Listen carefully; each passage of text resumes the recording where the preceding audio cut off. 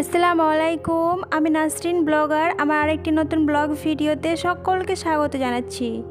কাছে এবং দূরে, দেশ ও দেশের বাইরে যে যেখান থেকে বসে আজকে আমার ভিডিওটি দেখতে শুরু করে দিয়েছেন, আশা করছি আল্লাহর রহমতে সবাই অনেক বেশি ভালো আছেন। আলহামদুলিল্লাহ, আমরা অনেক ভালো আছি। আপনাদের মাঝে নতুন আরেকটি ব্লগ নিয়ে হাজির হয়েছি। আশা করছি আপনাদেরকে ভালো লাগবে। ভালো লাগলে অবশ্যই একটা লাইক দিবেন, আর যদি খুব বেশি ভালো লাগে তাহলে ফ্রেন্ড অ্যান্ড ফ্যামিলির সাথেও শেয়ার করবেন। আর সাবস্ক্রাইব করে পাশে থেকে অল অপশানটিকে অন করে রাখবেন, যাতে করে আমার ভিডিও ছাড়া মাত্রই আপনার কাছে নোটিফিকেশন চলে যায়, আর আপনি চাইলে ভিডিওটি সময় সুযোগ মতো দেখে নিতে পারবেন। আজকের ব্লগটা আমি এখান থেকে স্টার্ট করেছি। এখন আমাদের সকালে নাস্তা খাওয়া দাওয়া হয়ে গেছে, তারপরে চলে এসেছি রুমে এসে যে জানালার পর্দাটাকেও খুলে নিয়েছি, সাথে যে বিছানার চাদরটাকে উঠিয়ে নিচ্ছি। সামনে যেহেতু রমজান চলে আসছে, তার জন্যই ভাবছি এগুলোকে ধুয়ে দিব। আর এই জানালাটা আমার বেশ খোলা হচ্ছে না, তো অনেকটাই ধুলো পড়ে আছে, তার জন্য এই যে ধুলোগুলোকে এখন একটু পরিষ্কার করে নিচ্ছি।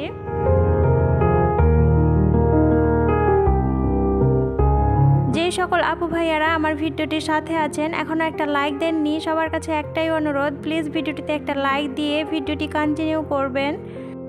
আর ভিডিওটি যদি নতুন কোনো আপু ভাইয়া দেখে থাকেন, ভিডিওর কোথাও কোনো অংশ একটু হলেও যদি ভালো লাগে, তো প্লিজ ভিডিওটিতে একটা লাইক দিয়ে আমার এই ছোট্ট চ্যানেলটিকে সাবস্ক্রাইব করে আমার পাশেই থাকবেন। আর যারা এই কাজটি অলরেডি করে দিয়েছেন, তাদেরকে জানাই অসংখ্য ধন্যবাদ।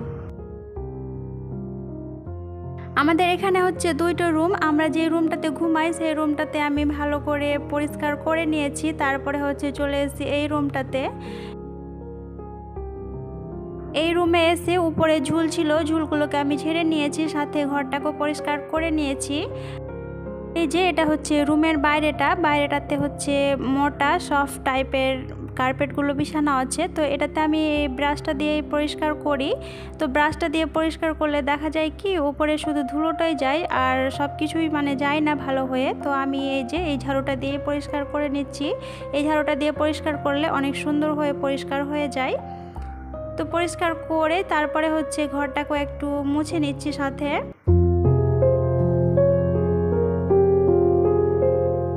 এখন প্রায় দুপুর হয়ে গেছে, আর রান্নাবান্নাও এখনও করিনি আমি।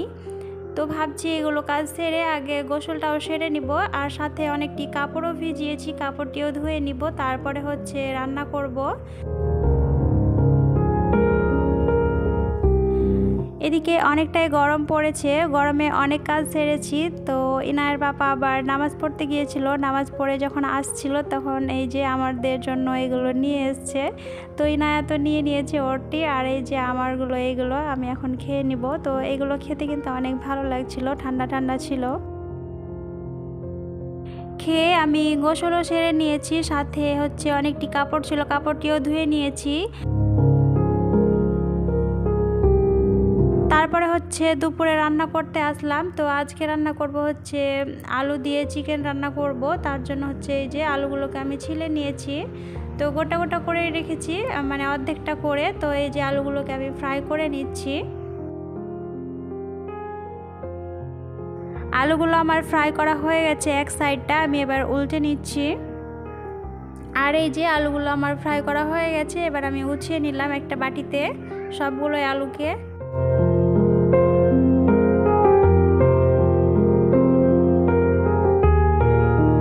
আলুগুলো আমি উঠিয়ে নিয়েছি, এবার ওই তেলে আমি দিয়ে দিলাম পেঁয়াজ।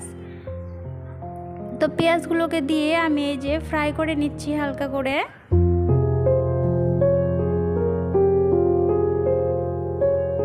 তারপরে দিয়ে দিলাম এখানে তেজপাতা, আর এই যে দিয়ে দিচ্ছি রসুন কুচি। সব কিছুকে একটু ফ্রাই করলাম, তারপরে এখানে দিয়ে দিব লবণ, অল্প করে লবণ দিয়ে আমি আবারও ফ্রাই করে নিচ্ছি কিছুক্ষণ। আর এই তো দেখতে পাচ্ছেন আমার পেঁয়াজটা প্রায় ভাজা ভাজা হয়েছে। এবার এখানে আমি সব রকম মশলা দিয়ে দিব। এখানে মরিচের গুঁড়ো দিব, তারপরে হলুদের গুঁড়ো, তারপরে জিরে গুঁড়ো, সব কিছুকে দিয়ে আমি আবারও পেঁয়াজটাকে ভালো করে কষিয়ে নিব।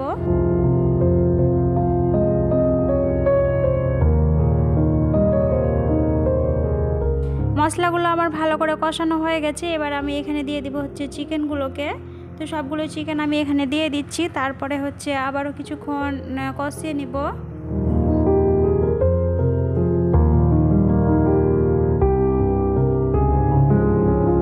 চিকেনগুলোকে আমি কিছুক্ষণ ধরে কষালাম, তারপরে এখানে হচ্ছে ভেজে রাখা আলুগুলোকেও দিয়ে দিচ্ছি। এবার দিয়ে সব কিছুকে একসাথে আবারও কষিয়ে নেব কিছুক্ষণ ধরে।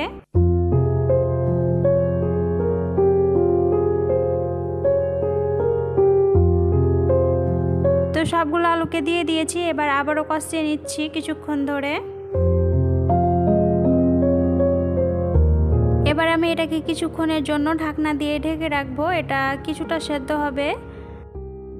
ফিরে আসলাম কিছুক্ষণ পরে, আর এই যে দেখতে পাচ্ছেন চিকেনগুলো আমার প্রায় কষানো হয়ে গেছে। এবার আমি এখানে দিয়ে দিব হচ্ছে জল। তো জলটা আমি আগে থেকে কুসুম করে রেখেছিলাম, তো সেই কুসুম জলটাকে আমি এখানে দিয়ে দিচ্ছি। আর আমরা তো প্রায় সবাই জানি যে কোনো মাছ মাংসের ক্ষেত্রে বলো কিংবা সবজির ক্ষেত্রে কুসুম জল দিলে এর টেস্টটা কিন্তু অনেক ভালো লাগে। তো এই যে জল দিয়ে আমি কিছুক্ষণ নাড়াচাড়া করে আবারও কিছুক্ষণের জন্য রেখে দিব, এটা পুরোপুরি সেদ্ধ হয়ে যাবে আর আমার মাংসটা পুরোপুরি হয়ে যাবে তার জন্য। আর উপর থেকে আমি দুটো কাঁচা লঙ্কাও চিড়ে দিয়ে দিলাম, এতে কাঁচা লঙ্কা দিলে এর ফ্লেভারটা খুব সুন্দর আসবে। আর এই যে দেখতে পাচ্ছেন আমার মাংসটা প্রায় হয়ে গেছে, আমি এবার উপর থেকে দিয়ে দিচ্ছি হচ্ছে ধনেপাতা। ধনেপাতা দিয়ে আমি আবারও নেড়ে চেড়ে দিচ্ছি। আর এই রান্নাটা আলু দিয়ে মাংসের ঝোল অনেকটাই মজার হয়েছিল।